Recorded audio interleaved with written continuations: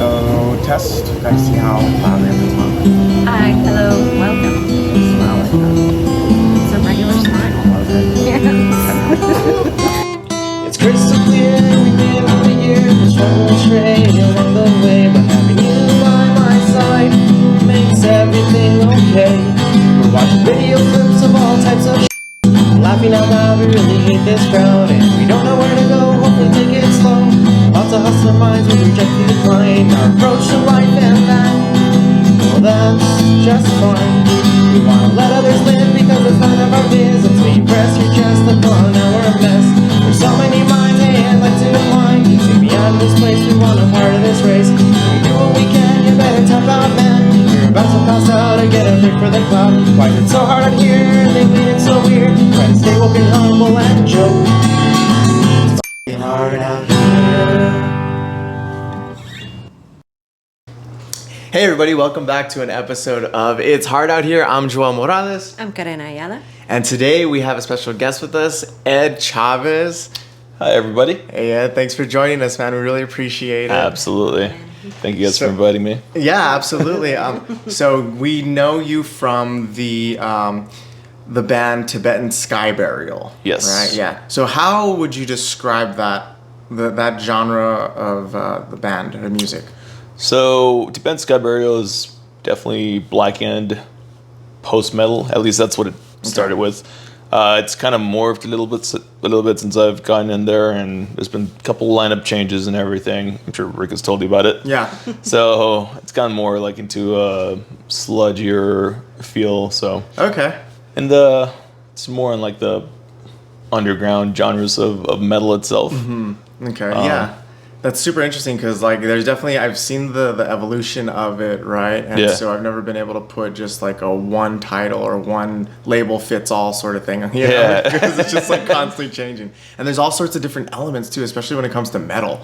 Like, Yeah. metal is so diverse. It's So many genres. It's It is insane. insane. Yeah. Like, one of the labels that Rick had given it was, like, didn't he say like sludge was one that caught my attention? I was like, oh, that's interesting. I never heard that before. Yeah. And then was it like trash or something? I don't remember. Darn it. I remember But what you're talking about. It was good, and I just love like all the different like. It just seems like a very creative way to approach it. You know how to like label the sounds that you're producing. yeah, no, it's definitely pretty interesting. It's really like one of my first projects where I've gotten more into like the underground scene of like metal. Everything else I've done before has been like a little bit more mainstream. So working Really? with him like the last 2 years has definitely opened up like a whole new door to music I wasn't like fully aware of, which is great. Yeah. But yeah, it's really good. Hell yeah. So you play bass in that band, Yes. right? Do you play any other instruments other than that? No, I Okay. tried guitar once. My fingers just couldn't coordinate. Okay. Okay. Felt like it was too small. So I just went back to bass, stuck with it. Been doing it for like 15 years already. 15 Oh, wow. years. Wow. Yeah, that's a long time. When did you pick that up? Or how, rather? So it kind of evolved from being in orchestra. I used to play the violin Oh, okay. from like the 5th grade up until like my junior year. Wow. And then got to a point where I'm like, this is way too small. Like grown out of the violin. So Yeah. I decided to go for something a little bit bigger. Switched over to the upright bass, which I played for like 2 years. Cool. Cool. And then right before graduating, I was like, I want to get something and keep going with music. So saved my money for a whole year, bought my first bass, and just started playing around El Paso. And 16 years later, I'm here still doing it. Right on. Yeah. Heck yeah. So are you originally from El Paso? Yeah. Okay. Yeah, I lived here, born and raised, moved up here in 2012. Okay. Wow. Yeah. It was kind of like a spur of the moment decision. My whole band was like, hey, we're moving to Austin. Yeah. You want to come with? And I wasn't happy back home, so I was like, yeah, let's get out of here. Let's see what the world has. Yeah, of course. So moved up here with the whole band. We were thinking we're going to make it big. We're going to be famous. Yeah. Then we realized there's a shit ton of other bands here. Yeah.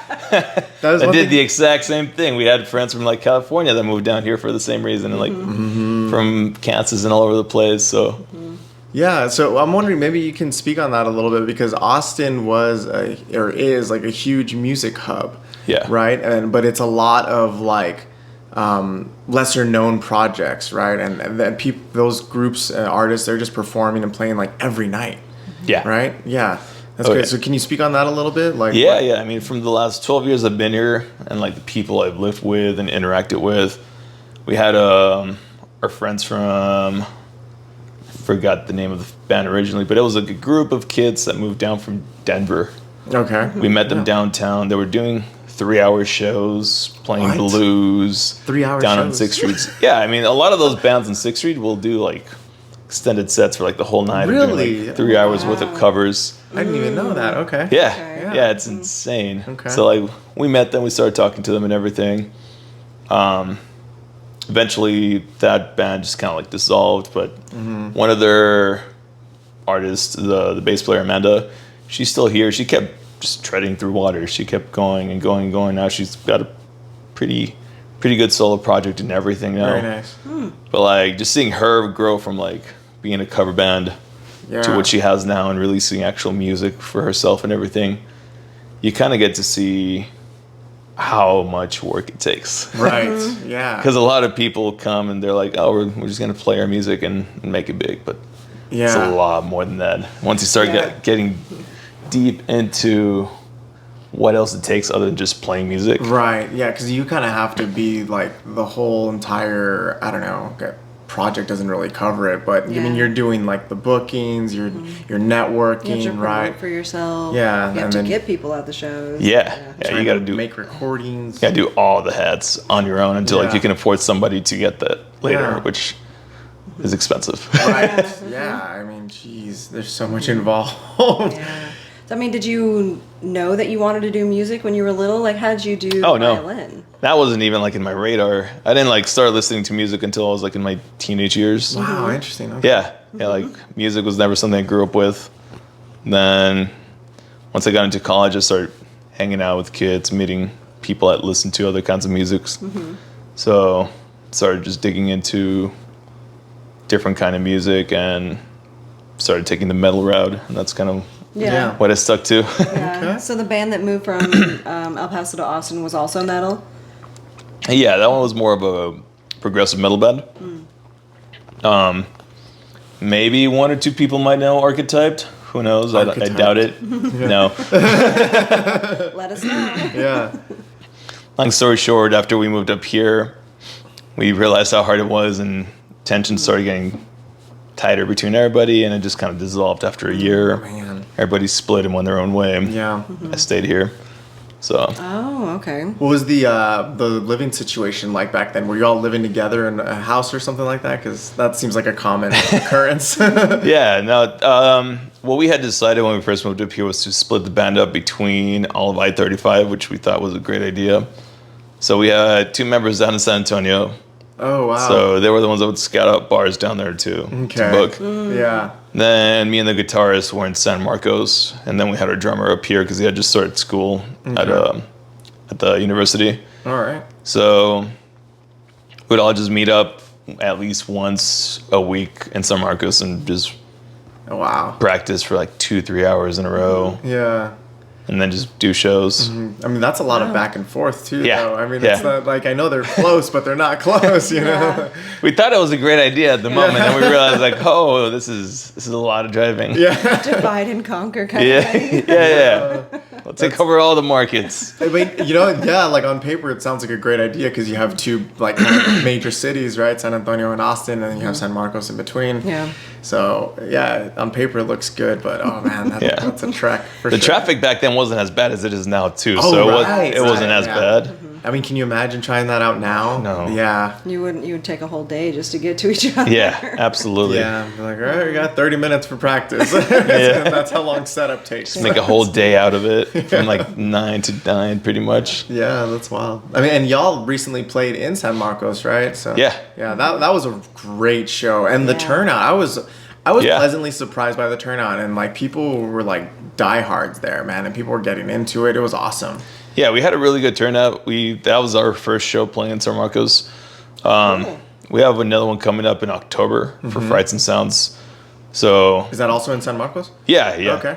So the booker does like he makes like a whole day out of it at the square. He books like 3 or 4 different venues. Oh, that's cool. So it's like a little hopping thing you can go around. yeah, That's you cool. basically hop around. He's gonna have, outside of music, I think he's also gonna have like performers and vendors and Yeah. everything like that. That's awesome. But yeah, we were really excited for the turnout, man. We had a lot of people that came up to us that want to book us there and connect with. So That's great. surprisingly well. Yeah. That's awesome. Yeah. That's great to know. And if I do say so myself, you guys are sounding so solid now, super tight. Like, it is so good. The last, I guess 2 or 3 performances I've been to, Yeah. I'm just like, whoa. It's like really tightened up. That is crazy. I mean, despite last time, what was it? Rick's string popped on stage. I think I kicked Yeah. it. Yeah, So yeah. that threw things off. So funny thing about that, he was rehearsing the day of the show, or the day before. He was just downstairs practicing, and I hear him stop for a while. Then like he picks back up like 20 minutes later. Like I found out apparently his string popped again. Okay. And a set of strings that he had just changed over. He's like, I'm gonna just switch out new strings to make sure they don't pop. Oh, no. As he was practicing, it just popped on him again. So he's like, I'm never buying these again. Yeah. Forget about these guys.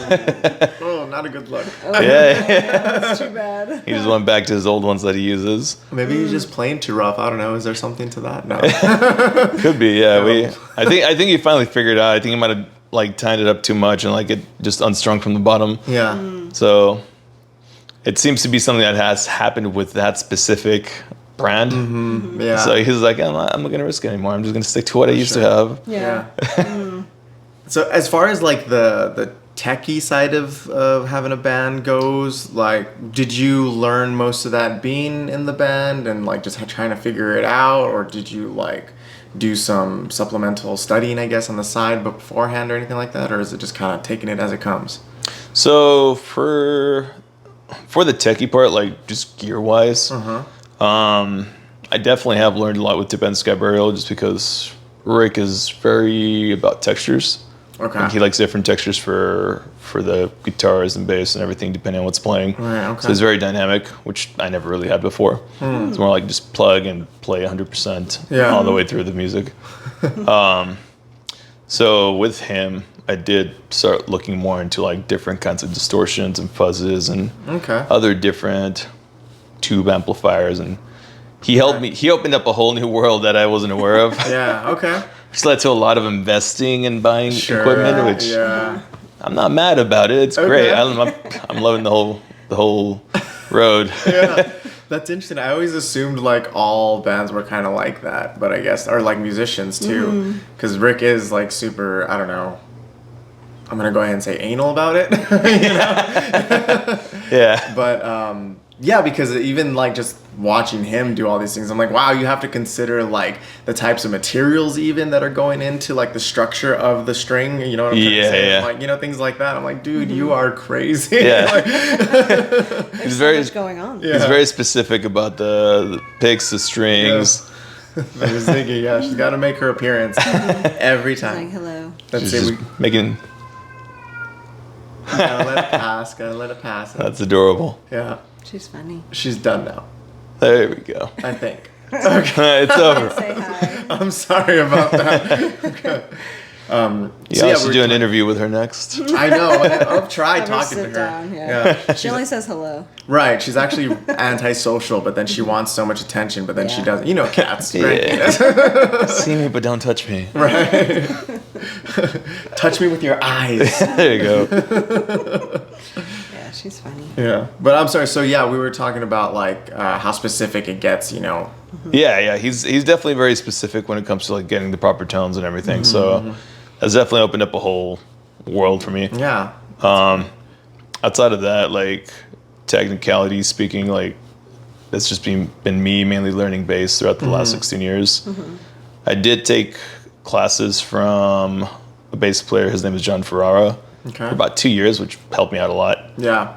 That's like one huge thing I didn't realize we need. Like even if you're just a person who didn't go to school to learn music, Okay. just like find somebody that mentors you and helps you develop something. Right. Right. Because like the 2 years that I took lessons with him, it really opened up like how I play and like do everything. Right. Yeah. So that's awesome. if yeah. you kids want to learn music, find a mentor, even for a year or two. Yeah. You don't have to worry about going to college and wasting thousands of dollars. I mean, it's too expensive. Yeah. Much cheaper These to get a days, mentor. for sure. Yeah. I mean, you gotta find it where you can, you know? Yeah, absolutely. Well, that's awesome. And then you're to helping pay someone attention. else out too, you know, by providing them. Oh yeah. Yeah, they're giving you a service, and yeah, helping And them you out. pay their rent. Right.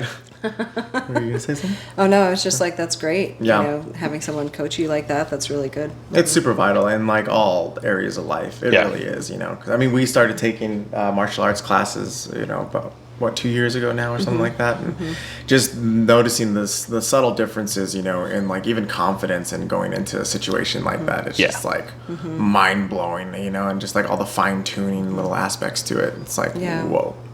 What do you both do? Yes.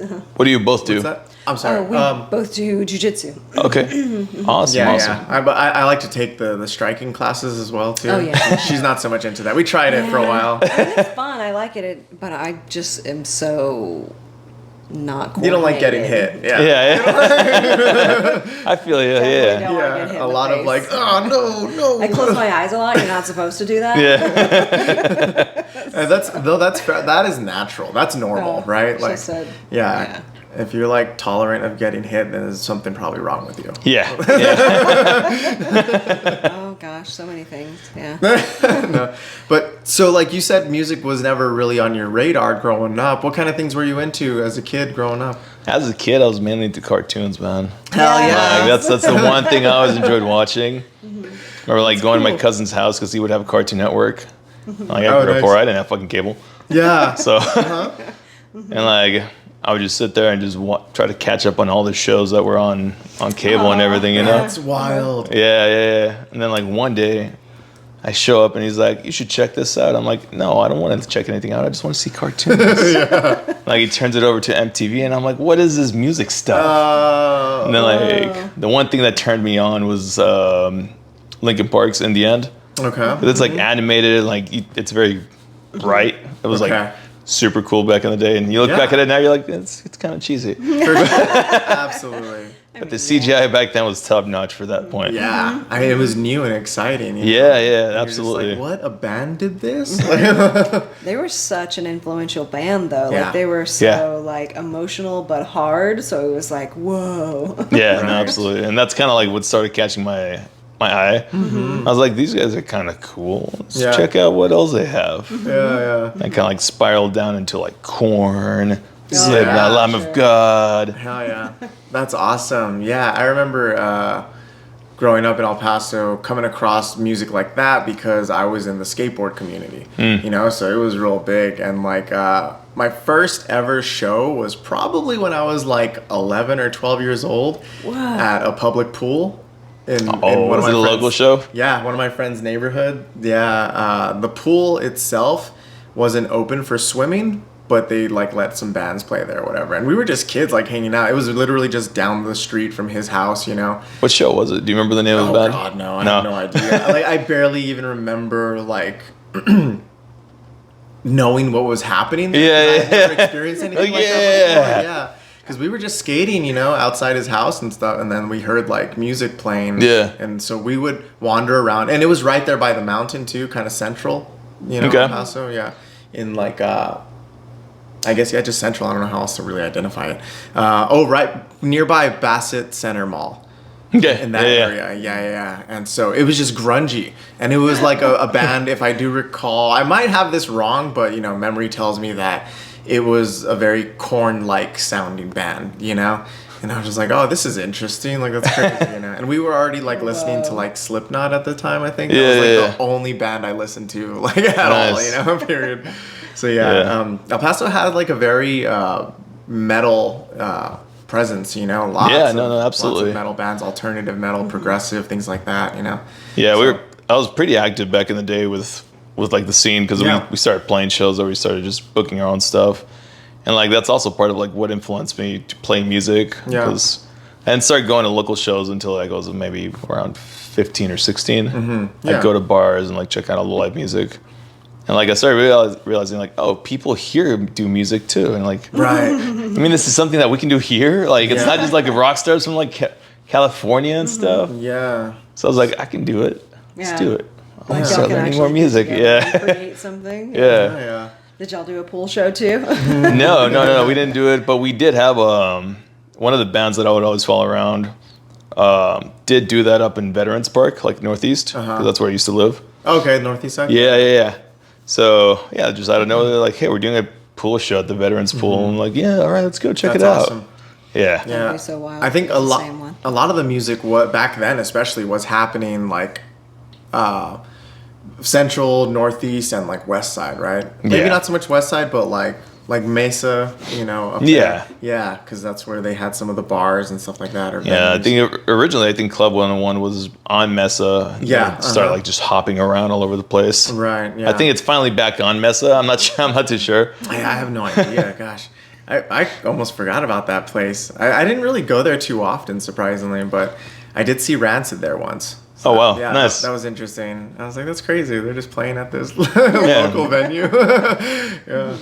But yeah, that's super interesting.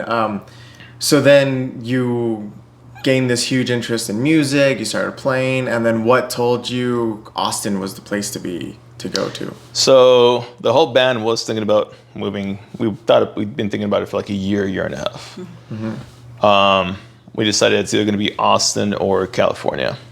So two of our members went and scouted California for like a week. They're like, we're going to check it out, see how it is. Yeah. They came back. They're like, no, we're not going there. That's Yeah.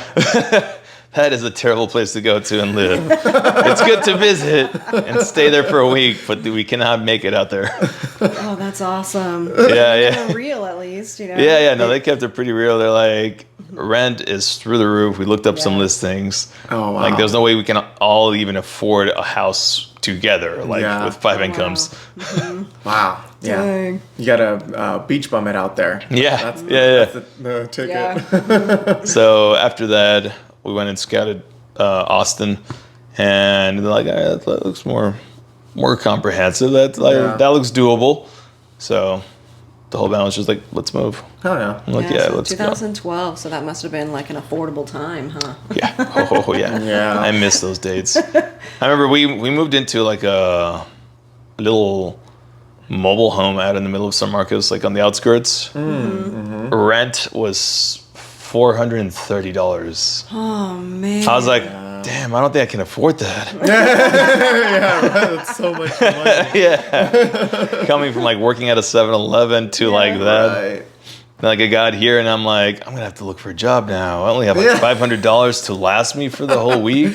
I've been saving since I was 10. Yeah, pretty much. And, like, Now it's all gone. I started looking around and like, you know, I started talking to people and doing interviews and like, what's the minimum around here? And they're like, well, it's usually $725, but nobody pays that. Everyone pays more than that. I'm like, are you serious? Yeah. You guys pay more than the minimum? That's cool. We don't start at the bare bottom here? Yeah. That's Yeah. amazing. I bet. My Yeah. goodness. What did you get into as work here? So when I first started working, I got hired right away at a box factory. Cool. So I was a professional boxer for like 2 months. Like cardboard boxes? Yeah, like Wow, the okay. boxes that like if you get like a modem from Spectrum or like Yeah. stuff like that. So we would make them there. Huh. We'd do like 50 boxes, staple them, glue them, put the fittings in on the inside, Oh, okay. rack them up, wrap them up in a pallet, and then just send them out. Yeah. Did that for like 2 months. It was like a 6 to 3 kind of job, which was Okay. miserable. Yeah. Yeah, absolutely. Was it 6 So a.m. or early. 6 p.m.? AM. A.m.? Yeah. Okay. Yeah. So I was not comfortable at that time. Right. It's yeah, no. way too early. And then trying to play shows, like Yeah. you'd never make it. Yeah, no. Thankfully, it was like Monday through Friday. So if we had a show like Friday or Saturday, I could sleep in and survive. But yeah, I ended up getting fired from there just because my car broke down on the way back from El Paso one weekend. Oh. I was like, I'm going to go visit family. And then I came back up. The alternator just shut down in the middle of Fort Stockton. Oh my god, you weren't Yeah. even that far yet. No, yeah. Actually, no, it was I think Van Horn. It was like 2 hours Okay. in. God, yeah. Yeah, I You're was still like- way out there. 8 p.m. and like everything just shuts down. I'm like, No. that's not good. So At night. yeah, I just pulled over and like a cop came through and he like just kind of gave me a jump and drove me down to like the nearest O'Reilly's, and he's like, just wait till they're open. I'm like, all right. That's rough. Yeah. Yeah. I just like slept in the car, and then I woke up the next day, charged the battery, Yeah. Yeah. and I ended up going back home because it was closer. I wasn't about to risk it Yeah. again. Called them up. I was like, yo, my car broke down. I can't make it. And they're like, okay, no worries. And like half an hour later, they call me. They're like, yeah, we just want to let you know your services are no longer needed and you're being terminated. I'm like, all right. Damn. Oh, well. No. Yeah. No more boxes. Thank God. Bittersweet. Yeah. I was kind of relieved. I was like, maybe it's a good thing. Right. I'll just stay here for a whole week. That's I'm so fine. sad. Yeah, I was gonna say, how did you get back? What happened? So the alternator turned out to be the issue. So the alternator was not carrying the current, so it killed the battery. Yeah. So thankfully I was able to get that swapped out, and I was good to go in like 3 days or so. Okay. Oh But man. I just That's crazy. You could get service so quick back then. yeah. Well, now that I know that, I usually just do it myself because that recently happened in my car. Right, An yeah. old car I had. But yeah, after that I came back over here, started looking around. I think it was like a whole month that I didn't have work. Wow. So I was like, man, I don't think I can make it out here like without Yeah. any work or anything. And then I got called in by a junkyard. Nice. That's like right on Congress, and they're like, Yeah. you seem kind of okay. Can you do like manual labor? I'm like, yeah, I can do manual labor. Right. Like, it says you speak Spanish. I'm like, yeah, I speak Spanish. They're like, good. We need one of you in here. Right. Yeah, I mean, South about- Austin, Oh, of dude. course. South Austin, it's a junkyard. Like 90% of the clientele only speak Spanish. Yeah. So I worked there for about two and a half years until I found a better job with AT&T, just working a call center Okay. Oh, cool. kind of Yeah. job. Found it. They paid more. I Yeah. did less work. Right. Yeah. Stayed Yeah. inside in the cool That's nice. AC ventilation kind of area. So I decided to Still go for that utilize the afterwards. Speaking Spanish still. Yeah, well, no, they were like, we're not going to pay you extra for Spanish. Just stick to one language. I'm like, that's perfect. So you guys pay extra for Spanish then? Is there any openings? They're like, no. I'm like, all right, I'll take the English. That's That's fine. fine. Yeah. We'll start there. yeah. Man.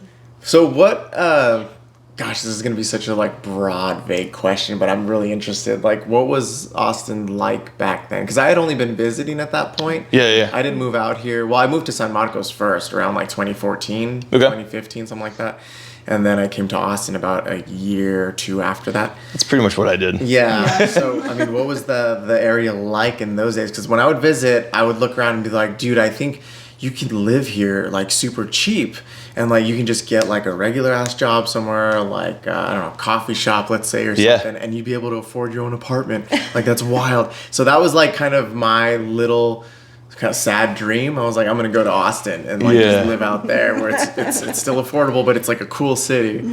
But I don't know, was that like delusional of me? What do you think? I feel like it was right around that time is when it started changing. Yeah. Like right around 2012 to 2014 is when I started like realizing, oh, they're building a lot of stuff here. Yeah. Because like if you go down to like Riverside, like if you take a right turn and like everything that's on the left side, Yeah. like South Shores and all that was not there Right. Yeah. until like around 2014, 2015, I think.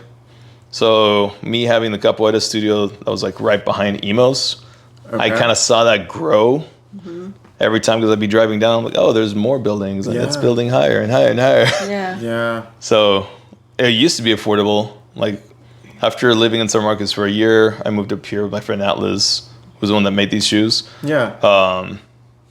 And we're both from El Paso. He also had the same dream. He's like, I'm gonna go up to Austin and like just make my own dream in music, you know? Yeah. We both realized it was hard.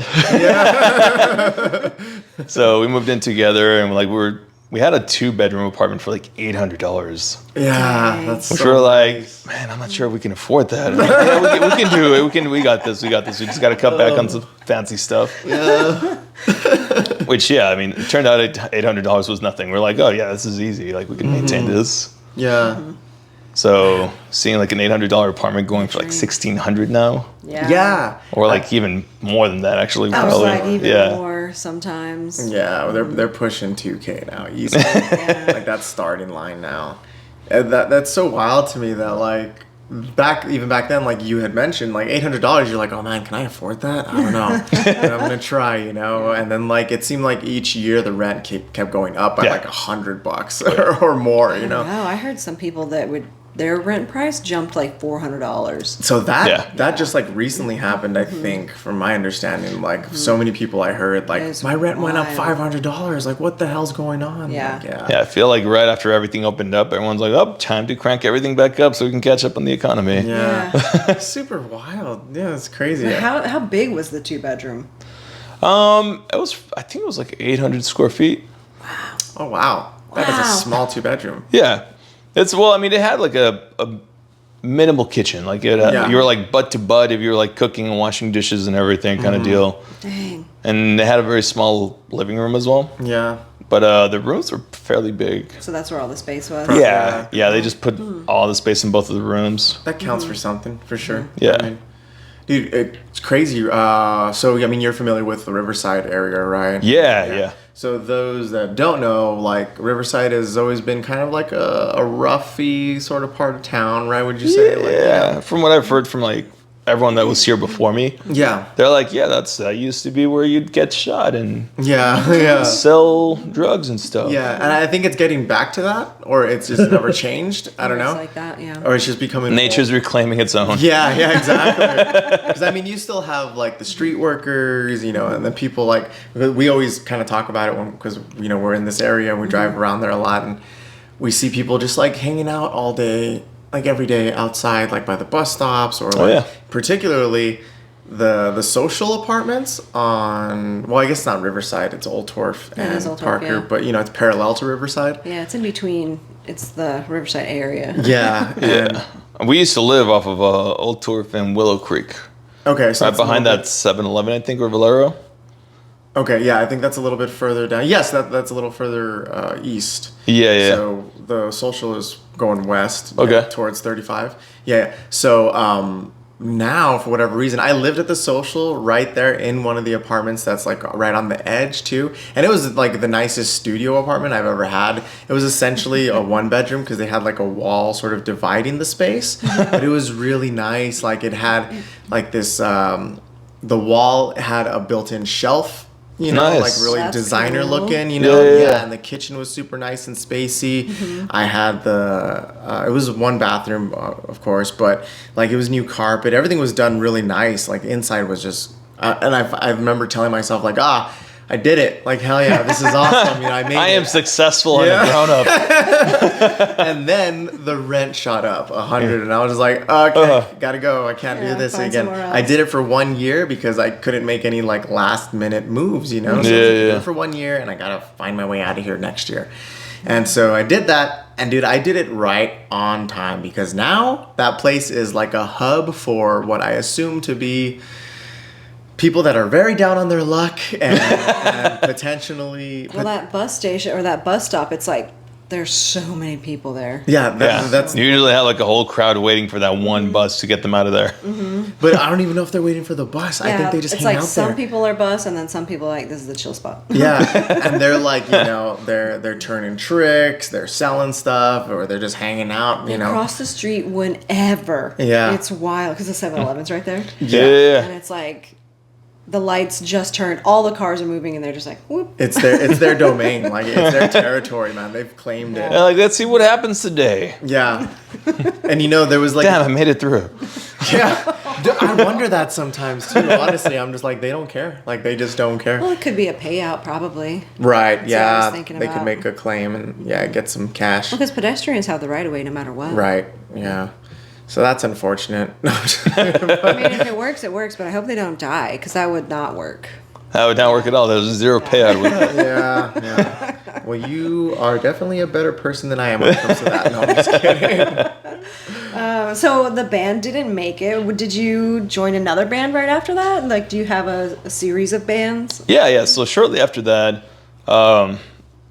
since I was rooming with my friend Atlas, like we had already started working together because he was trying to put a band together when he moved up here. He left his old band back in El Paso because it was his project basically. Oh yeah. So once he moved up here, like he crashed at my place for a couple of weeks, and he got his own. We eventually moved in together. but I started working as a bass player for him. Cool. Then our other guitarist was with us for a while. That didn't work out. And then we had the same problem every other band has, which was finding a drummer.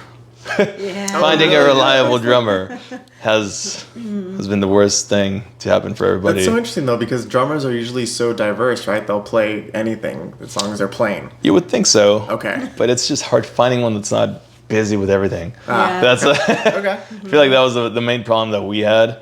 But we were doing pretty good for a while. Then live came through. We eventually just moved away. He decided to go on his own way, and I'm like, cool. Went back home for a while. Then he moved up to Michigan, came down here, and That's an interesting thing. Yeah. yeah. It's a different change. Yeah. He did a little bit of exploring, just finding where he wanted to be. Ultimately, he came back to Austin. He's like, this is where I want to be. So he went back to working on music. He did his own thing, and then I still keep in touch with him and all. Now he owns a Ninja Nation gym. So give you like what's obstacles that? and stuff. Oh, the ninja like- courses? Yeah, like American Ninja Warrior. Well, yeah. Yeah, so he did Kids that love that. when he was younger, and he decided, you know what, let's invest in this because he also Yeah.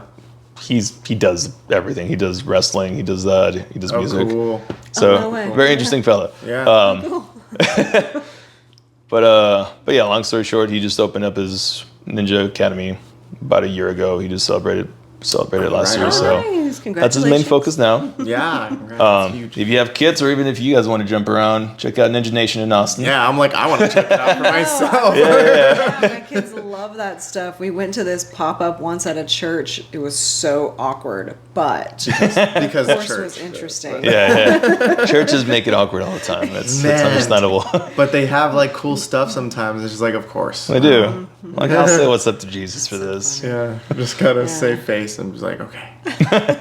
Can I use your things for a little bit, please? Oh my gosh, it was hilarious because they were like, "All right, great job, everyone, stop and let's talk about what Jesus does for us." And I was like, "Oh my gosh!" And my kids look at me, and This is where we go. Like, yeah, It, they're like, "Do we say anything?" it is so funny, yeah, like seeing the kids react to stuff like that because they haven't grown up with anything like that. Whereas Yeah. I had the complete opposite Oh, yeah. experience, you know? Yeah. But they'll just be like, I don't know if I'm comfortable with this like indoctrination that's happening right now. I'm like, Good, oh, dude. good. You shouldn't be comfortable with it. Yeah. Speak your mind, kid. Just don't tell the other kids that it's Yeah. like Santa. You gotta just go along Oh with yeah, it. that's one thing we have to tell them. It's like, don't tell them that there's no God or anything like that. Don't tell them there's no Santa. Like, just please. Keep Everyone has their own beliefs. yeah. Oh, well, that has happened. I went to a family thing. I think it was like Thanksgiving or something, and of course there's like turkey and ham and all this stuff. And at the time we were vegan, vegetarian, and I was very hardcore about like, that's an animal, you know. And I didn't consider them saying anything. And my daughter tells a younger girl, it's like, "Do you know that was a pig?" Yeah. And she's like, "Why are you eating that?" And I'm like, Oh, no. Yeah. No filter. The child stopped eating.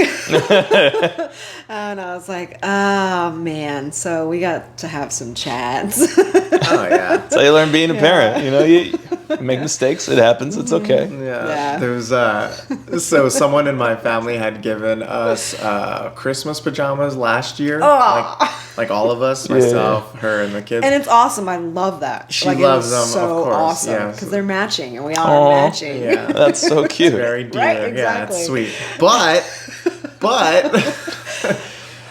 there's a grudge against Disney and that whole organization. I hate Disney. She hates Disney, yeah. And It's so understandable. again, the little girl is just like, my mom hates Disney. Like, these are great. My mom hates Disney. It's like, oh. I'm assuming they're Disney themed Yeah. jammies. Yeah, oh, sorry, yeah. So that was the thing, like, and just nonchalant, like all casual, literally just in passing. She was walking by Yeah. and she's like, "My mom hates Disney," and then I just look over at my family member that gave us the gift. She's just like stoned faced, and I was like, "Oh, well, man. moving on." Terrible. I was like, but these are so cute. It was I hilarious. like this character. It was, And they're matching. yeah, Yeah. It's I mean, really, it was the thought and gesture. Yeah. All Yeah. that, Still loved goes it. way Still wear further. them. Yeah. Who cares what's on them, really? And it's not like we paid for them. But that was hilarious. I mean, I probably. It also makes for a great turned story. Bright red.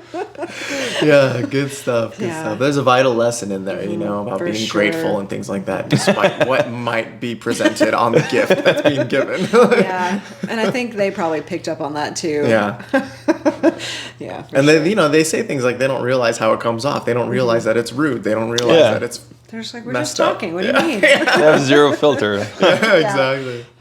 It's cool. Yeah, I did something like that. I think I might have talked about it, but it was at another like Thanksgiving thing, and I was a kid, and my Thea had passed recently, but it was from like cancer and stuff, and she was dealing with like pain, and I thought I was saying something nice. I was not. What'd you say? I was like, I'm glad she's dead. Yeah, I knew it. Well, I mean, it's understandable. She's not in pain Yeah. anymore. Right. Which is what I meant to say. I was Yeah, like, I'm yeah. glad she's with the Lord and is no longer in pain. I'm glad she's dead. That's my grandmother's sister, and they were like that, and my grandmother lost it. I That's was like, great. oh no. Man. So You're not glad she's dead? Why is nobody else glad she's dead? You know what? That is one. You guys were complaining about how much in pain she was. right. Yeah. exactly. That's like a rational criticism I will hold against like any theist who believe in sort of an afterlife that is supposedly better than this life Yeah. that we have here. Yeah. I'm like, why aren't She's you so happy happy. right now? Because Yeah. She's with the Lord now. Exactly. Quit being selfish. Yeah. She's not here anymore. Why are you crying? She's so happy. yeah, they're in paradise. Like, what's so bad about that? Why are you guys freaking out? Yes. So you grew up with religion too? Oh, yeah, yeah. Yeah, Every- it's heavy in that, right? Yeah. Every Mexican from El Paso grew up being Catholic. Straight up. So we were Baptist. Baptist, that's a Yeah, new one. we had- That's, I was so surprised by that too. We were a bit of a different tangent there, and it's funny growing up that way because we always looked at the Catholics like, oh well, they're wrong. They don't have it right, wait But till they- you hear what we thought about you guys. Exactly. You come to find out, like, oh, they're the majority Christians. Catholics are the Yeah. majority of Christians, and we're like the subset, like rebellious ones. The Protestants broke off from that, and it's like, I don't know. It's all wacky to me. Yeah. But yeah. So what was that experience like for you growing up? Man, it's crazy. Like a lot of my family's still very religious, like the older generations mainly, and they're a little more open to everybody not being Catholic. Okay. They're kind of okay. I mean, back in the day, we'd go to church every Sunday. We'd do like the first communion, confirmation, stuff like that. Yeah. I was the only one who stopped at the first communion out of the whole family. Yeah. Okay. My mom kept like telling me like, we got to do your confirmation, we got to do this, we got to do that. I'm like, we'll do it later. Yeah. And it just never came down to it. And she's like, I got like to 18 and she's like, are you ever going to do this? I'm like, why? Yeah. It's fine. Like, it's already too late. That's Yeah. when, like, it's not like I'm going to need it later on in life. And she's like, well, what if you get married? I'm like, I'll sign the papers. That's what I was about to ask. Yeah, like that's the utility, right? At least in that culture, you have to go through that process in order to get married by the church. Yeah. I Okay. think you have to do like baptism, communion, confirmation, and marriage. There's like 2 other things in there. I forgot. Yeah. But there was like a set of rules that you have to follow before you get married. And I'm like, Yeah. That's can so we just do weird. like an express thing if I ever do get married? Like just do like a weekend course? Yeah, exactly. Can I get the fast pass, please? Yeah. That's $100 extra. That's fine. It's fine. I can afford it now. Here's 100. Oh, that's hilarious. Yeah. So okay. So then, because they baptize when you're an infant, right? A baby. Yeah. Okay. And then what's the first communion? What's that? First communion is when you're a kid, and it's somewhere between like 8 to 12, I think. Okay. What's that process like? What do they make you do? Basically, church camp. Oh, okay. Like, I think it's like 3 months of like going every weekend to Oh, church, right, and right. like they teach you about the 10 Commandments and how Jesus came to be, and I didn't really pay attention All all the sorts of time. stuff. Yeah. Yeah. Isn't that when you're allowed to eat the cookie, right? Yeah, Like yeah. you're allowed to go We online. did that all for the cookie. It's I mean, at least the Catholic Church was progressive in that because, from my understanding, that's what they call the transubstantiation or something like that. The It's a big word, man. Yeah. So it's transubstantiation, meaning the substance transfers from edible material to the literal body of Christ. Sounds like witchcraft. Right. Yeah. But also, like, it's pro-trans, so I'm all about it. Absolutely. Yeah. But yeah, that's wild. Okay. So for us, the Protestants, the Baptists, it was 3 months to get baptized. So I guess that would be similar to the first communion, you know, but you decide when that happens in your life. Okay. Instead of, they don't baptize or anything like that when you're a baby. They will do presentations, which is still kind of weird, right? Like they'll take you up in front of the congregation as a baby, and the pastor like holds you up or whatever, and be like, "Oh, we're so blessed to have this new life in our presence," and blah blah blah. Talk about that. No, there's no dipping or dunking or Oh, you guys are splashing or nice. anything. Yeah. That's not until Did y'all have holy water? no holy water. Yeah, they don't believe in like the powers of the priest or pastor, minister, or anything like that. Whoa. That's fair. They're just another regular person. feel like that's reasonable. Yeah. I know, right? Catholics are into magic. Catholics are hard. We're wizards that believe in God. Absolutely. Much more Like- pagan than Yeah. like Yeah. other Christian traditions. Like all of our priests have to devote their life to Jesus. Yeah. No wife, no kids, no nothing. That's wild. Yeah. That's insane. I'm like, what if you want to get married? They're like, you can't do it. Can't. I'm like, that's You're married to the hard. Lord. You're married to the Gay. church. Yeah, You're married yeah. to Jesus. Yeah, it's crazy. It gets really uncomfortable, man, especially with women. Because I've noticed it in people in my family where, like, they sort of, and even in Baptist communities, they, like, revere the pastor or the minister. Gets really It's weird, very, man. like, fatherly figure-like. Yeah. Like, maybe a lot of them were lacking that in their lives. But I don't know. It's just, awkward. it's awkward. It's uncomfortable. I'm just like, it's very culty. You know? Yeah, absolutely. Yeah. I'm just Yeah. like, this is gross, but I get it. Whatever. Just don't do anything stupid, please. Like, you know? Yeah. And I've definitely met like a handful of Catholics that are great people. You know, they Absolutely. like Yeah. it helped them to become Catholic because Right. it gave them like a purpose in life. Yeah. But then on the other hand, you do have the other ones that are like, this is a little weird and forceful, dude. Like, Yeah. Yeah. And then you got the people that are like Catholic by associations. They're like non-practicing really, but they'll always claim it, you know? Oh, yeah. yeah, that's pretty much what my family's gone to now. Like, Yeah. they all still kind of go to church. Like, I just came back from my cousin's wedding 2 weeks ago. Yeah. So this is the first time I stepped into church since the last wedding we had, which was you like didn't, 5 years ago. Sizzle or anything? No, surprisingly, I was like, good, I'm doing good stuff. Hey, I'm on the right path. I didn't set anything on fire. Yeah. My sister would tease me because I didn't get to go eat the cookie and drink the juice. Yeah. So she was like, you know, you didn't do your this or that. You're not human. You're still soulless. Yeah. Pretty much. The devil still has a hold on you. Yeah. Was your mass in English or in Spanish? It was all in Spanish. Yeah. So Like what was that experience like going back? 80% of my family is Spanish speaking. Yeah. Yeah. So I really don't think I've ever gone to an English mass at all. Well, no, Wow. maybe once or twice. And like I realized like it's a big difference, man. Really? Yeah. Like yeah. Huh. Just something about everything coming out in Spanish rather than English. I'm like, it doesn't feel the same. That's interesting. Yeah. Wow. I It's felt that. lacking something, some emotion. Yeah. Okay. It felt, I don't know, to me it seemed more like heartfelt, I guess, and more connective. The only English service that I went to, it wasn't Catholic though. It was Baptist, Southern Baptist. And they were just like yelling at you, like you Yeah. felt bad. And I was like, jeez, I'm They're just a guilt-tripping terrible you? person. Yeah. Dude, so then the church that we started off in, or I started off in, was Spanish-speaking church, Yeah, yeah. Baptist. So that, the yelling, but in Spanish. So it was like a telenovela, you know, and it was like... They are pretty intense. Señor se dice en el Biblia. Like, just yelling Yeah. at you. You're like, whoa, this dude's intense. We had some friends like when I was young. They were Baptists as well. I was like my mom's friend that she met somewhere, and they were like, "You want to go to the church together?" I was like, "Yeah, we'd love to go to church." Yeah. Like she had never really experienced anything outside of Catholicism because Yeah. she grew up in a ranch and everybody in the ranch was Catholic, and that's the only thing that ever existed. Right. Yeah. She went and she's like, "They are really loud." Yeah. That's how you It's get it. interesting. Otherwise, you're not listening. Yeah. I guess, right? I don't know. They started realizing like, oh, there's other religions. That's I don't know weird. why that is. Yeah, I wonder if it's because it attracted communities that were more that come from like voodoo like backgrounds, I believe. You know, and a lot more those types of rituals where there's like singing and dancing and like shouting. So that was very appealing to them.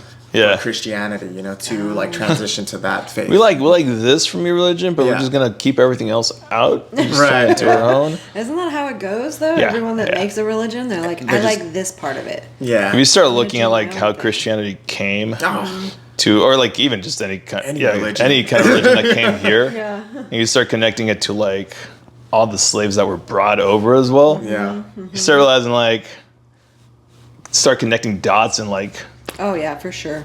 stuff that you guys do together. I'm like, it's the same thing we do at church. Yeah. Yeah. That one looks funner though. The parallels are just so prevalent. There was a recent SNL bit done with this comedian Shane Gillis. Are you familiar with him? Not familiar. What does he look like? He's just a tall, chubby white dude. Yeah. Okay. It looks Yeah. very like conservative. Like you Yeah. would see him and you would think that he's like a conservative type of guy. Yeah, Okay. he looks like a Fox News type of dude or something like that. But I'm sure I've seen him. Yeah, but but Yeah. he's hilarious. So funny. But they did a bit on SNL where him and his family, right, all white, you know, super proper, very polite, go to this black like Baptist church, and everyone's like shouting, and he's like, "I'm very happy to be here," and just like was a trying to good fit one. in. And then by the end of the skit, like they're all kind of acting like everyone else, and they're just like, "Praise the Lord!" Like even jumping up and down. Even like throwing in the accents there too. Like it's, you know, it's offensive but hilarious. Yeah. So are you religious now? I mean, Not so much. Like, I'll still respect it with my family. Like, if they go to church or pray or everything, you know, I'll be part of it. But as a whole, like, I never really found a right place in religion because I feel like it all does the same thing. And I feel like whether or not you're close to God, if you do believe in God, has nothing to do with going to a place and worship it. It has more to do with what you do in life. yeah. So, as long as you're out there helping other people, being good, Yeah. that's all you got to do. Just being a good Yeah, person. just be a good Yeah, person. that's all it takes. Just be a good person. It's not that hard, y'all. Yeah. 'Cause I know plenty of people that go to church and they're not too good. Yeah, I mean, It's like a big theme, actually. Yeah. but it comes from all sides, right? Like Yeah. people that don't go to church either also like rough, Yeah. rough I around got the some edges. terrible ones there too. Yeah. So it comes up from all over. How'd your family take? Do they know? Like, do they like when you didn't do the communion? Or Oh the, yeah. Yeah. Well, I mean, my mom was like, well, she just at some point she just like feel like she just stopped caring. She's like, Yeah. Okay. whatever. But I mean, it's not like they shunned me or anything like that. Yeah. Cool. Okay. Yeah, I mean, between the whole family, there's been a little bit more openness to just like directly being Catholic over the last 20 years. I think, the majority is Catholic and Christian, but like my godparents do work more on like the spiritual native side. They do a lot of like silent retreats in Mexico and do a lot of holy work and stuff like Nice. that. Cool. So they started connecting more like with their roots. Yeah. Once they realized like, Catholic Church is not the only way. That you can mix it up a bit and Yeah, and in Mexico especially too, that's like pretty prevalent where Yeah. they like mix cultures like that or practices. Oh, yeah. and they sort of adapt some Christian principles or ideas and whatnot into their traditions. yeah. You know, yeah. So that's pretty interesting. That's pretty cool.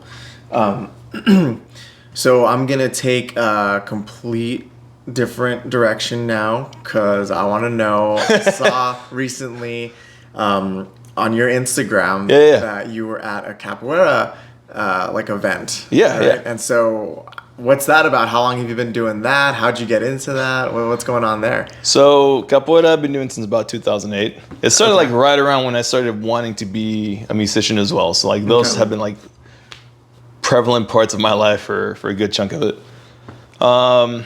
It started with my cousin who had actually mentioned it over dinner once. Okay. We're just like eating and everything. It's like, there's this thing called capoeira, which is, mix between a dance and a fight. I'm like, that sounds cool. Just left it in the back of my head.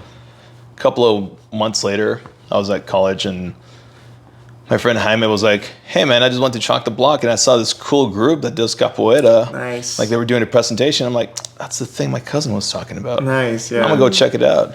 Yeah, and Chalk the Block, for people that don't know, is just like an artist event. How would you Yeah, describe yeah. it? It's basically like people out in the scorching sun, Yeah. painting the concrete with chalk. But like very, very well done. They do they're amazing artists. I've seen some great creations on there, man. I'm like, you can do this with chalk? How's that possible? Yeah. That's amazing. Yeah. All I can do is think like a the smiley face. There's some hopscotch there. Yeah. That's all I knew it for. Yeah, and so like they have like vendors, right, and music and performers. Apparently. Yeah, yeah. Capoeira was performing. That's awesome. Yeah, so it's you like- saw it? Yeah, so I didn't see it. My friend did. Oh, your friend saw it. And he's like, I'm going to go tomorrow. You want to come with? I'm like, yeah, I'll go check That's it out. So like the first time I went, it was pouring rain, so they canceled it. Ah, Second time I went, I think it started pouring as well. So it took me like 3 times to finally like do my first class. wow. Then so they were having class outdoors? At the time, they were having different areas because Okay. they didn't have like a solid training place yet. Yeah. Okay. They were doing outside of Café Mayapan, I think. Nice. They were doing it at a park and at a church. Okay. Depending on what day it was, you Yeah. kind of had to like follow them around and call them up and be like, "Where are you guys at today?" Yeah. Yeah. Because it was fairly new. The instructor back then in El Paso had just started doing it that year, I think. Oh wow. Yeah. Okay. That's cool. So I finally caught them. I was like, "Cool, there you guys are. Like, let's do this. Let's give it a try." And my cousin was already there, so I was like, "Cool, I don't have to tell you about it. You're already here." Yeah. And I just started really liking it. It gave me something else to do because I used to do wrestling in high school, Oh, nice. and I wanted to nice. keep active. You know, I didn't just want to be like one and done and then just forget about working out. Yeah. So with that itself, I started learning capoeira there. I was there for mainly the movement part of it, which is like the martial arts and everything, but it started turning into more than that. It includes a lot of singing, playing instruments. Because originally it's from Brazil. Yeah. It was originated between the African slaves and the indigenous people just trying to get away from their masters. Yeah. Yeah. They decided to start implementing how to fight while doing their rituals outside, playing and dancing in a circle. Oh, yeah. So a lot of the movements are disguised as dance moves because they didn't want their masters thinking, oh, these guys are learning how to fight. Let's whip them. That's so crazy because I believe like Kung Fu has sort of a similar origin Really? story. Okay. Not as far as like the slavery goes, but they were like farmers and they would need to protect themselves from invasions Yeah. and people trying to take over their village. And that's why a lot of the tools are similar to like farming tools, you know, and they're just like That makes sense. trying to learn how to use them in their defense, you know, and that's kind of where Kung Fu, from my understanding, that's how Kung Fu kind of originated. And so that's super interesting that that happens on completely opposite sides of the planet. Yeah. You know? It's Yeah. a very similar process. That's So interesting. a lot of that, like a lot of the techniques that they would learn would be to help them when they escaped. Right. So, because a lot of them were chained to make sure they didn't run away. You know, they did happen to run away with the hands handcuffed or chained up. yeah. They needed to be light on their feet, and they needed to know how to defend themselves with kicks more than anything else. Yeah. My gosh. So, fast forward 300 years, Right. it is where it's at now. Yeah.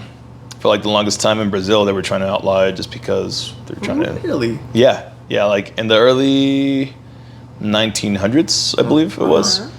They were trying to basically say that it was something bad because a lot of bad people used it, and Oh, I see.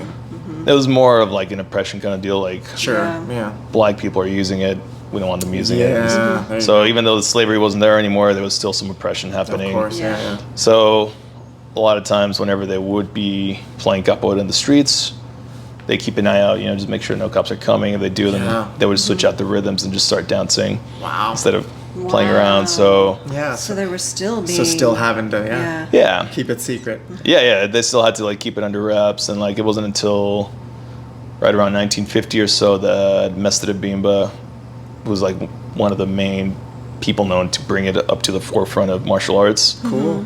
Decided to stabilize it more as a martial art to show that it's something that can be done that's not just for bad people. Right. Yeah. Yeah. So I'm not too sure on the dates. So Yeah. if you guys are out there, please correct me. This dude got it all wrong in Yeah. his comments. Yeah. So overall, he wanted to start bringing more structure to it. So he started doing like different sequences Okay. to show that, hey, this has a structure. It's not something just for savages or for Yeah. you know, just villains and bad people. So from there, it was just essentially brought up to the U.S. in the 1970s Okay. Wow. It's through still very recent. New York, which is where hip hop started, and breakdancing, which was right down the street from where Capoeira was. Yeah. Oh, cool. That's cool that so they much met. connections. Yeah. Yeah.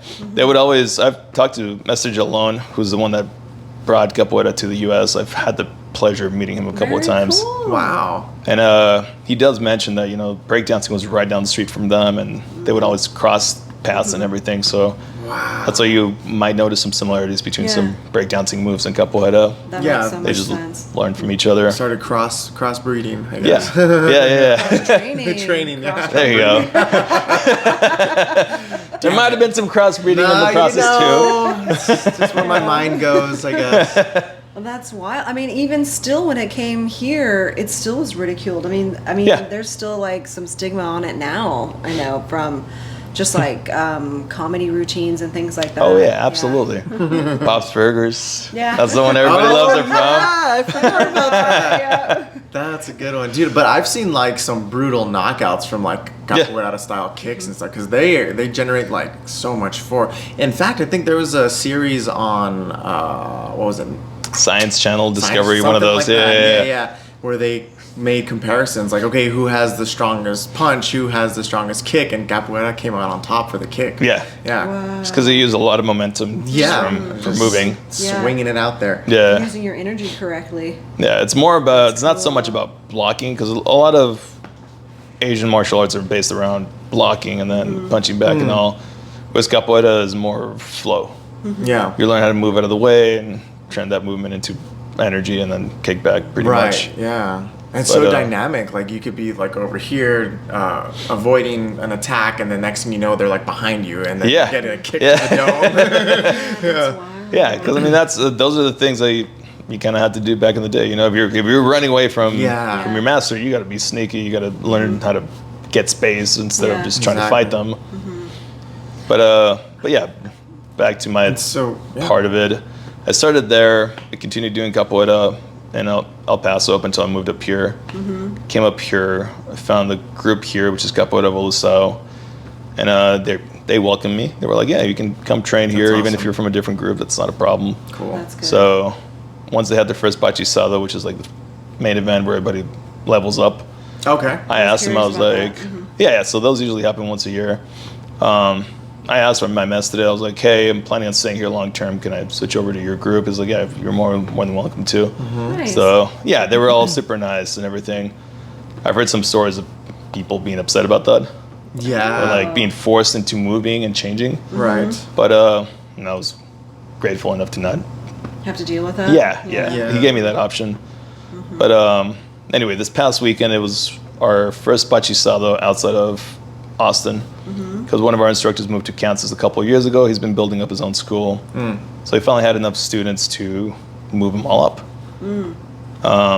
We also gave him his mestre cord, or contramestre, which is like one of the higher titles. He's been working hard for it, so we're like, Oh, that's awesome. great, he deserves it. He's got his own school now. He's Yeah. all grown up and out of the house. Wow. So it's still like fresh in the Yeah. States, huh? Because it sounds like there's not a whole lot of like high ranking officials in the. Oh, no, there's the martial- plenty. There is. Okay. Yeah. Throughout the U.S., I mean, every time we have our event here, there's been at least 5 mestres, which is the highest Okay. one, and then contramestre is usually the level before. Does that translate to master? Or Yeah. something? Okay.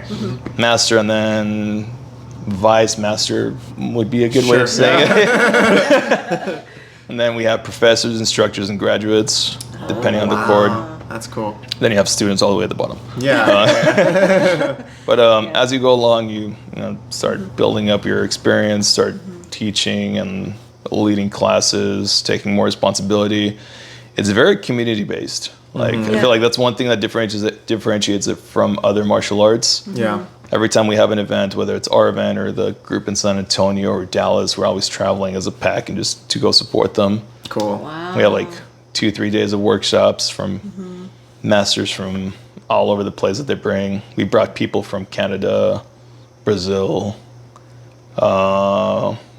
California. Mm-hmm. It's very big in California. Like there's really? there's groups everywhere you throw a rock, someone's gonna pick it up and just play music with it. Yeah. Wow, that's cool. That's I mean, Yeah. sounds really awesome to have that kind of community. Yeah. So if you do want to try martial art where you don't get kicked dead or get hit, Yeah. that's definitely the one to go to.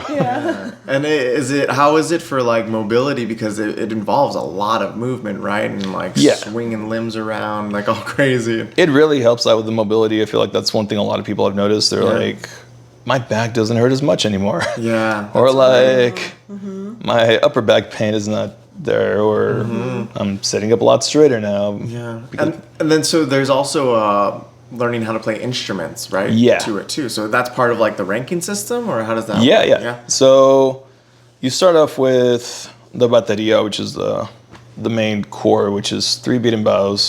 The berimbau is a native instrument from Brazil that was brought over from Africa. Okay.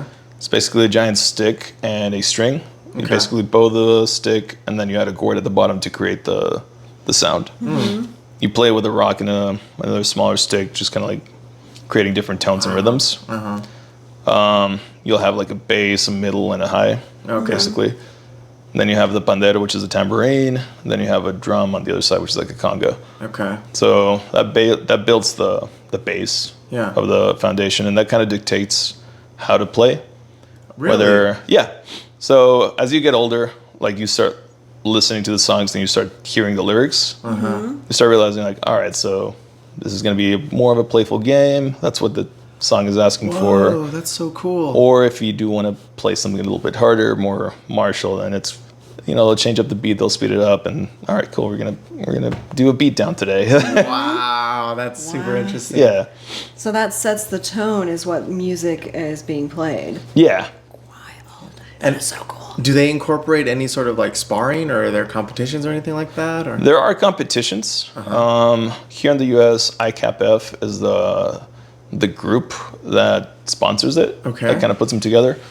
The competitions are still, I feel like they're still being worked on how to measure them. Okay. Because there's like so many variations, Okay. so many variants. Sure.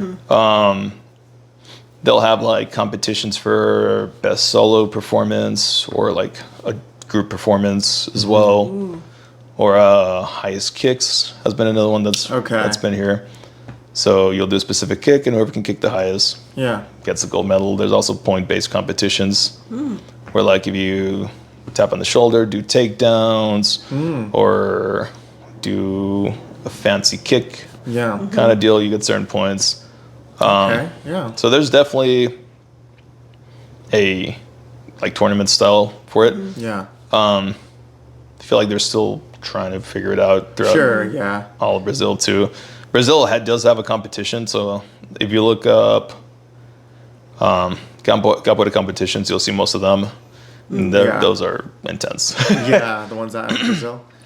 Yeah, because a lot of them are more fighting based. Like they know how to brawl. Yeah.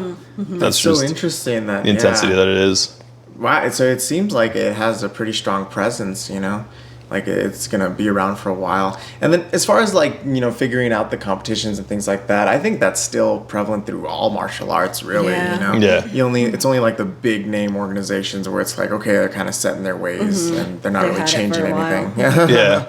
Except even though now finally I'm super excited in UFC, they're allowing the 12 to 6 o'clock elbows now, where they weren't allowing that before. Really? Previously. Yeah. Nice. You can go straight up and down now.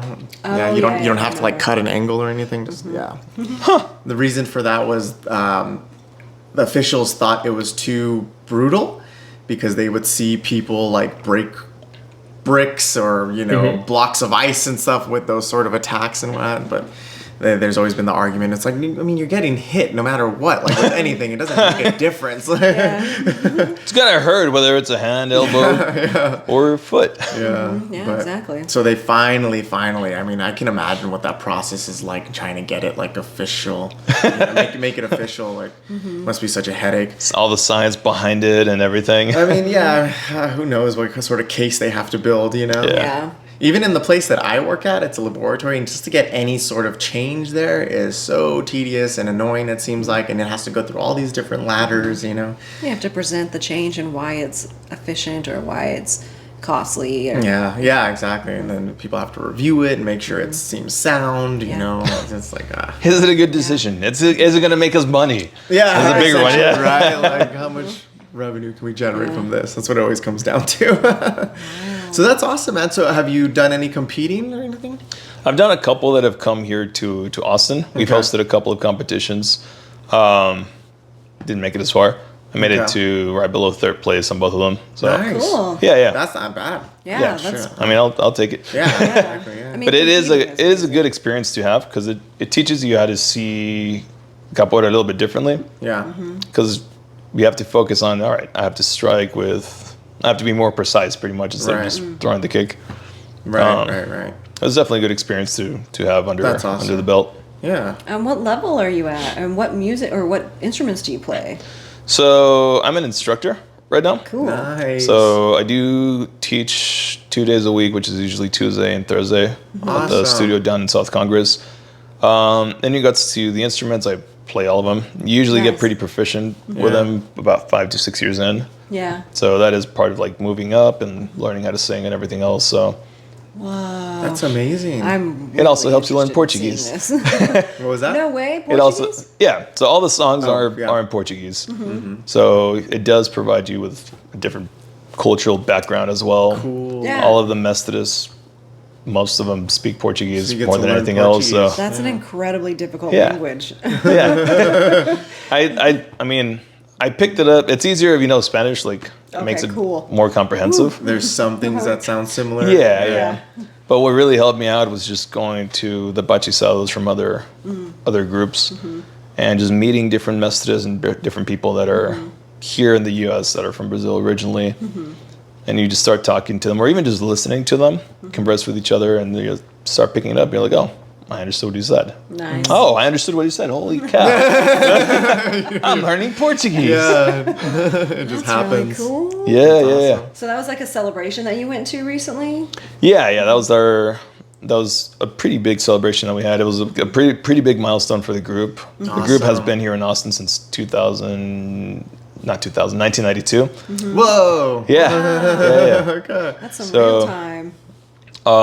Mestre Rodrigo, which is the person that moved up here, came up here to work in NASA.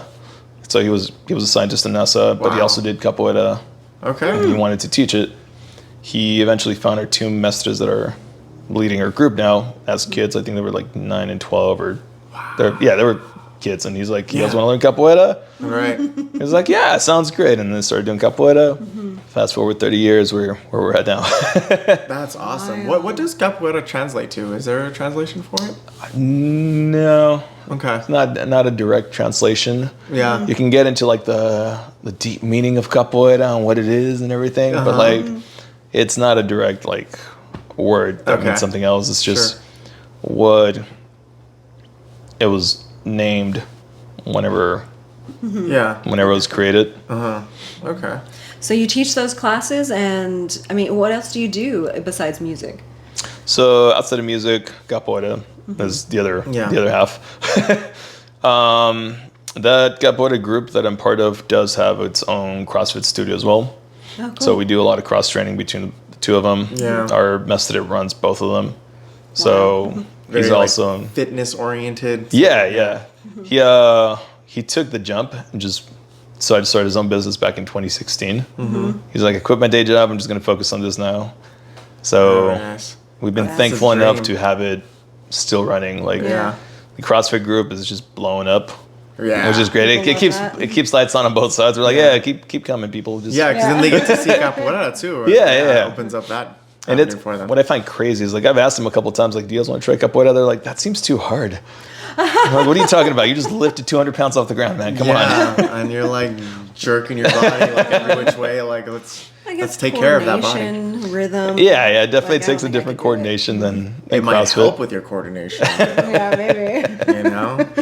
Yeah, because I've seen I guess, that like basic movement that most people seem to start off with, right? It's kind of like a back step sort of For capoeira? movement. Yeah. Yeah, the Jenga. Yeah. That's what it's called? Yeah. Yeah, and so I've tried it just by like trying to mirror it, and I'm like, oh, that's hard. I can't get it down. Like, it's weird. Yeah. That's Yeah. wild. But yeah, that's awesome, dude. And I'm wondering, does that bracelet you're wearing have any capoeira significance? Yeah. So in our group, we make our own cords. Okay. So we buy the yarn, we braid them out. So That's cool. when I got my instructor cord 3 years ago, Negro, who's the contramaestre Negro now in Kansas, is the one Okay. that made it for me. So he decided to just make a matching bracelet for it. He's like, here you go, so you can just carry it around with you anywhere you go. That's awesome. So I was like, oh, yeah. Me and my That's friend, adorable. she got her graduate cord the same day. Uh-huh. So she has one too. That's just blue. So cool, dude. There's so many different like That's really elements to nice. this martial Yeah. art that It's a very, very community-driven art. I mean, you learn how to play the instruments, the language, dancing, and then Yeah, like that's really cool. self-defense, and then Yeah. like you get to do like crafts. Like, Yeah. It's so cool. It's And all like over the place. the best part of it, like you travel everywhere. Like I've gone to Brownsville for their events. I've gone to Georgia, Hayward, California, Albuquerque. So you get to meet a lot of people and just connect. Yeah. Everywhere I go, That's like awesome. there's somewhere that I can stay and just sleep with a capoeirista and just I have a home somewhere. At Right, least. yeah, That's a place to very crash. cool. That's awesome. Yeah. That's so cool. I like that a lot. So, what are the plans for the future? Where are you headed? So plans for the future as of right now, in regards to music, we're trying to book the last couple of shows for this year, basically, Yeah. since we got a Close it couple out. months left.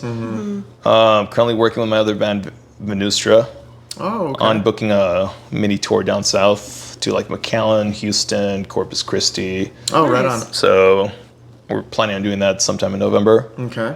We got one out of the 3 dates set up, so working on the other ones just to kind of start getting out there. Yeah, I that's feel like awesome. we've been trying to do it multiple times, but like every time we try to go out of the city, something happens. There's like Like a pandemic or course. something. pandemic, or like somebody's car breaks down and they can't afford to perfect. travel and stuff like that, you know.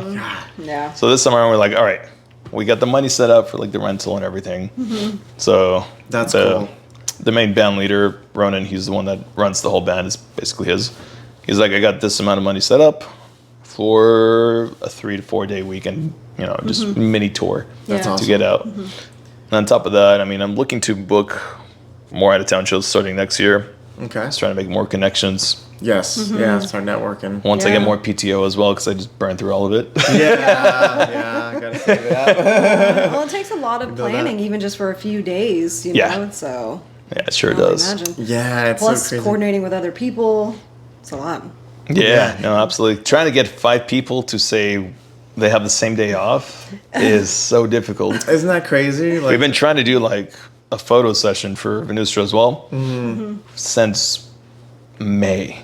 whoa. Dang. We've tried, like we'll touch up and then we're like, all right, what days are you guys free Yeah. this month? And like, well, I got this day free. I got this day free. And like, can we make something in the middle? They're like, no, we don't have time. I'm like, man. Yeah. No. I think we finally got a date. Like, I think of the 24th is this upcoming Saturday. We finally have a photo session. wow. We're like, let's do it. Let's Yay! let's just do the photo shoot one day. Yeah.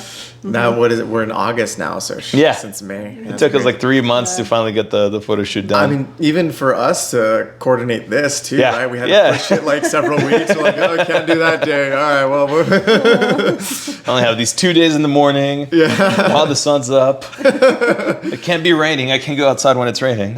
That's too that's funny. crazy. Man.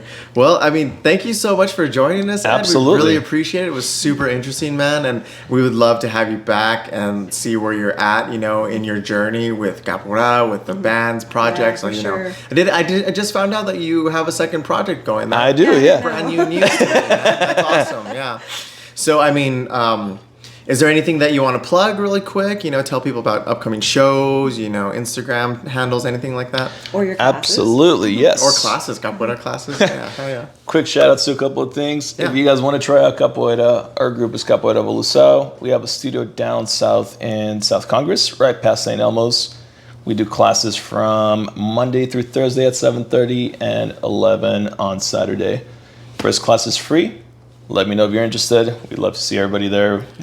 Love teaching new faces. Oh yeah. In regards to the band stuff, Venustra will be opening up for the Butcher Babies October the 4th. So if you guys are interested in planning on going, we do have pre-sale tickets.